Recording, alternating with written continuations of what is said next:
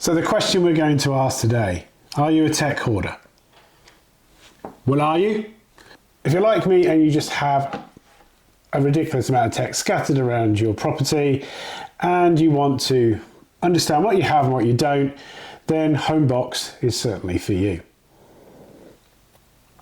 Now, what is Homebox? Homebox is a open source application that will allow me to asset manage all these kind of devices, but also the actual terminology Homebox may give you a bit of an understanding to how it can be utilized.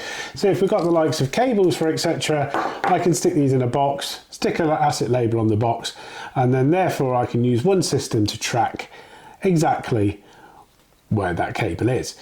Now the great thing about this is obviously it's designed to replace the likes of spreadsheets, and it gives you a nice cleaner interface that you can self-host, and it's completely open source.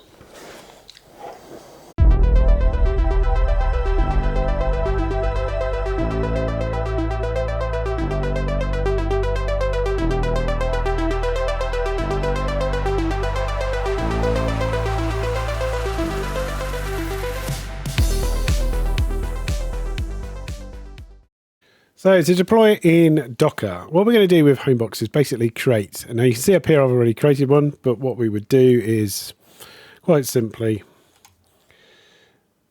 is within here we would do a sudo make directory Homebox, for example, and then we go and create that directory. Now within that directory, let's just go into there.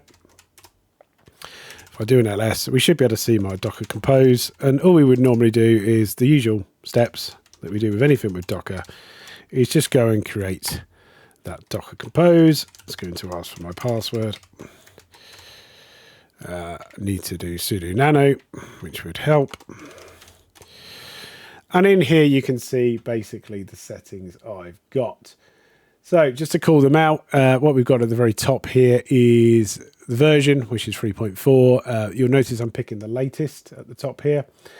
So the latest is there. Container name being Homebox, restart unless stopped. You'll notice I've deliberately left out the rootless.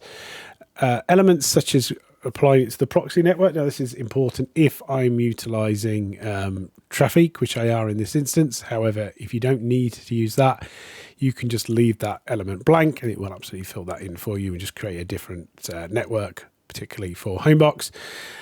Proxy networks is all set there. The environment, pretty much as you'd expect, is all kind of set to this level. So we've got different settings we can utilize. The max upload side there I think is set as 10 meg. You can absolutely customize this. I'll stick a link in the description to where you can get all the kind of environmental variables you can fit in.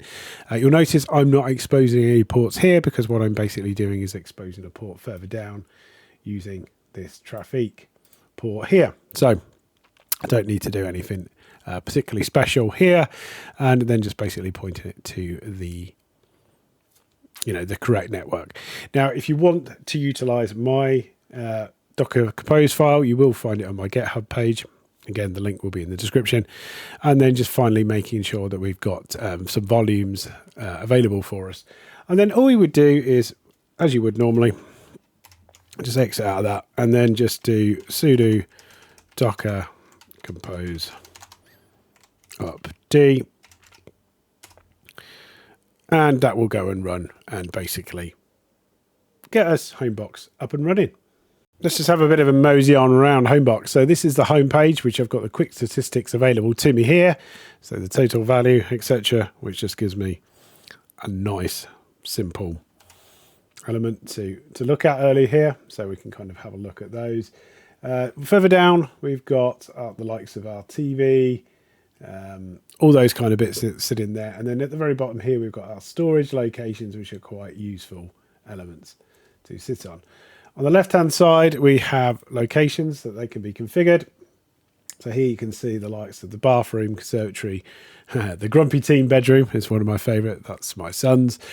Kitchen, living room, etc. So I can basically set all these up however I like. I can go to search, and then from the search I can pick up those items, and as you can see, these are just some of the ones I've added already. Some of these I have moved on, so I need to go in and update these. And then in the profile, I can basically change in and around certain elements I want to utilize in here. So obviously details around me, notifiers, group settings in here, so what currency I'm using, and then finally at the bottom here, themes, which is really useful because I can have those dark modes, synthwave. I can even go full cyberpunk on you, and that's really nice to look at, isn't it? Yeah, no, maybe we'll go back to forest. It's just a little bit nicer on the eyes. The very bottom here, we've got tools, which gives us nice options, right? We can basically use asset ID labels. If we've got a label generator, we can absolutely do them. We can set up a bill of materials with certain spreadsheet programs, import and export. Again, from CSVs, really useful to do. So one of the easiest ways is to basically do an export. So you've got a CSV that works, and then you can certainly utilize it there. You can do stuff like ensure the asset IDs, the import references, etc. So it could be used for some really cool stuff. If I want to go and create something new, let's just go and create a new item.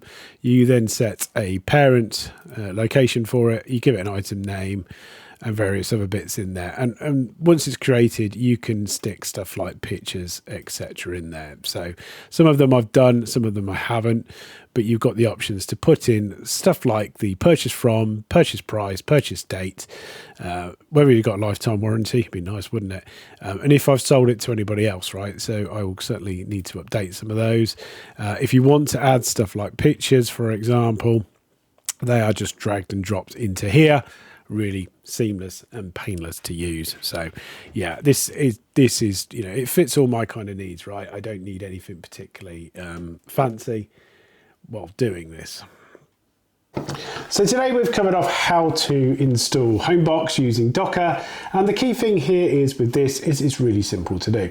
Now you can absolutely put this behind reverse proxies. There's different instructions that can be utilized to do that. However, if you just want it as a simple self-hosted application, it can be deployed within seconds.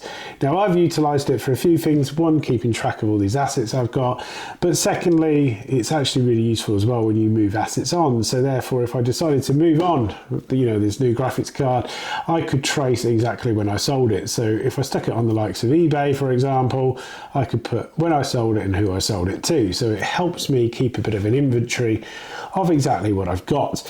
The second thing is with that is that, it's also enabling me to asset manage. So in the event of something happening, i.e. like a theft, I've got access to some of this information.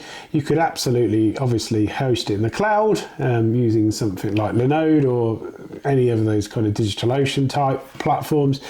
And therefore then it would be ultra safe because you wouldn't actually have the device on premise that you were hosting it on, for example.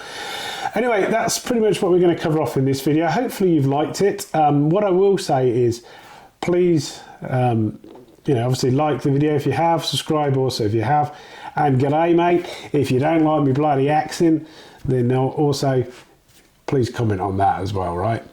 Anyway, as always, I'll see you next time.